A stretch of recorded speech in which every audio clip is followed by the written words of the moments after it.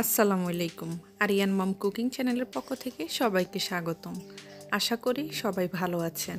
আমরাও আপনাদের দোয়ায় এবং আল্লাহর অশেষ রহমতে অনেক ভালো আছি। বরাবরের মতো চলে আসলাম নতুন আরেকটি রেসিপি নিয়ে।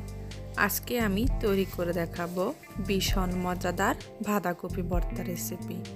আশা করি আমার আজকের রেসিপি আপনাদের সবার অনেক ভালো লাগবে। ভালো লাগলে আমার চ্যানেলটিকে লাইক, কমেন্ট, শেয়ার এবং সাবস্ক্রাইব করবেন আর পাশে থাকা বেল বাটনটি প্রেস করে নেবেন। এতে করে আমার নতুন ভিডিও দেওয়ার সাথে সাথে নোটিফিকেশন আপনাদের সবার মাঝে চলে যাবে। আর যারা আমার চ্যানেলটির পাশে থেকে আমাকে সাপোর্ট করে যাচ্ছেন তাদেরকে আমার পক্ষ থেকে অসংখ্য ধন্যবাদ। চলুন শুরু করা যাক আমার আজকের রেসিপি। বাঁধাকপি ভর্তা বানানোর জন্য চুলায় একটি ফ্রাই প্যান বসিয়ে নিলাম। এখন এখানে আমি বাঁধাকপি দিয়ে দিলাম। আমি এখানে মাঝারি সাইজের একটি বাঁধাকপির অর্ধেক নিয়েছি। আর এখন এখানে আমি লবণ দিয়ে দিলাম। এখন আমি লবণটাকে বাঁধাকপির সাথে ভালোভাবে মিশিয়ে নেব। আর এখন আমি একটা ঢাকনা দিয়ে ঢেকে রাখবো কিছুক্ষণের জন্য। কিছুক্ষণ পর আমি বাঁধাকপিগুলোকে আবার উল্টিয়ে পাল্টিয়ে দিব। এখন আমি আবারও ঢাকনা দিয়ে ঢেকে রাখবো কিছুক্ষণের জন্য। বাঁধাকপি থেকে অনেকটাই পানি বের হয়ে এসেছে। এখন আমি পানিগুলো ভালোভাবে শুকানো পর্যন্ত রান্না করে নিব।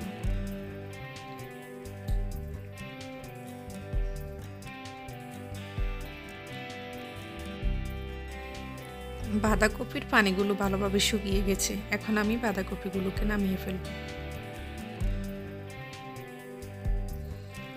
চুলায় আমি আবারও ফ্রাই প্যান বসিয়ে দিলাম। এখন এখানে আমি 1 টেবিল চামচ সরিষার তেল দিলাম। তেলগুলোকে আমি ভালোভাবে গরম করে আমি এখানে 5 কোয়া রসুন দিলাম আর দিলাম 3টি কাঁচামরিচ। আর এখানে আমি দিয়ে দিলাম 1 কাপ পেঁয়াজ কুচি। এখন আমি রসুন, পেঁয়াজ আর কাঁচামরিচগুলোকে ভালোভাবে ভেজে নেব। পেঁয়াজগুলোকে বেশি ভাজার দরকার নেই। যখন দেখব পেঁয়াজের মধ্যে সামান্য একটু কালার এসেছে তখন আমি পেঁয়াজগুলোকে নামিয়ে ফেলব।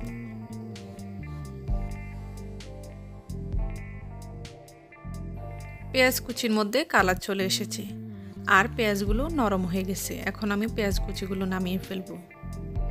আর আমি রসুন আর কাঁচামরিচগুলোকে আরও 2 মিনিটের মতো ভেজে নামিয়ে ফেলব। এখন আমি একই ফ্রাই প্যানে আবারও টমেটো দিয়ে দিলাম। আমি এখানে 1টি টমেটো দিলাম। এখন আমি টমেটোগুলোকে ভালোভাবে ভেজে নিব একদম টমেটোগুলো নরম হওয়া পর্যন্ত। টমেটোগুলো নরম হয়ে গেছে। এখন আমি টমেটোগুলো নামিয়ে ফেলব। আর আমি ফ্রাই প্যানের একটি সাইডে 5টি শুকনো মরিচ দিলাম। এখন আমি শুকনো মরিচগুলোকে কিছুক্ষণ টেলে নেব।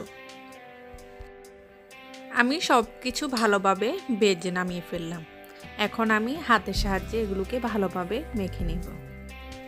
আমি প্রথমে রসুন, কাঁচামরিচ আর শুকনো মরিচগুলোকে ভালোভাবে মেখে নেব। আপনারা আপনাদের পছন্দ অনুযায়ী এখানে ঝাল দিতে পারেন।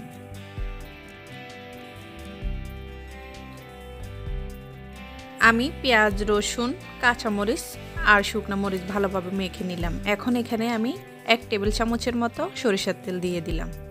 এখন আমি আবারও সব কিছু ভালোভাবে মেখে নেব। আর এখন এখানে আমি দিয়ে দিব টমেটো।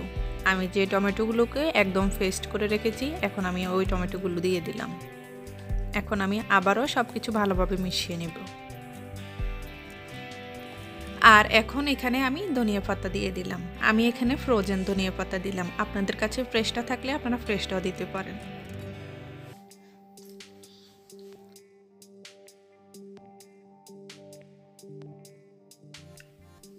আর এখন এখানে আমি দিয়ে দিলাম বাঁধাকপি।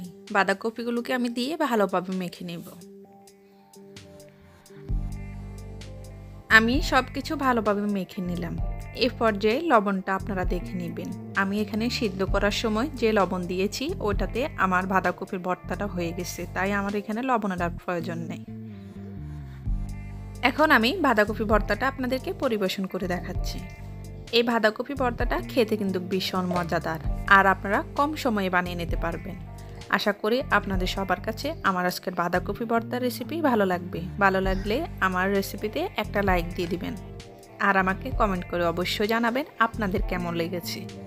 যারা এখনও আমার চ্যানেলটি সাবস্ক্রাইব করেননি প্লিজ সাবস্ক্রাইব করে আমার পাশেই থাকবেন, আমি যেন আপনাদের মাঝে নিত্য নতুন রেসিপি নিয়ে আসতে পারি। আর যারা আমার চ্যানেলটিকে সাবস্ক্রাইব করে আমার পাশে আছেন তাদেরকে আমার পক্ষ থেকে অসংখ্য ধন্যবাদ। দেখা হবে অন্য কোনো দিন অন্য কোনো রেসিপিতে। সে পর্যন্ত ভালো থাকবেন, সবাই সুস্থ থাকবেন, সাবধানে থাকবেন, আমাদের জন্য দোয়া করবেন। আল্লাহ হাফেজ।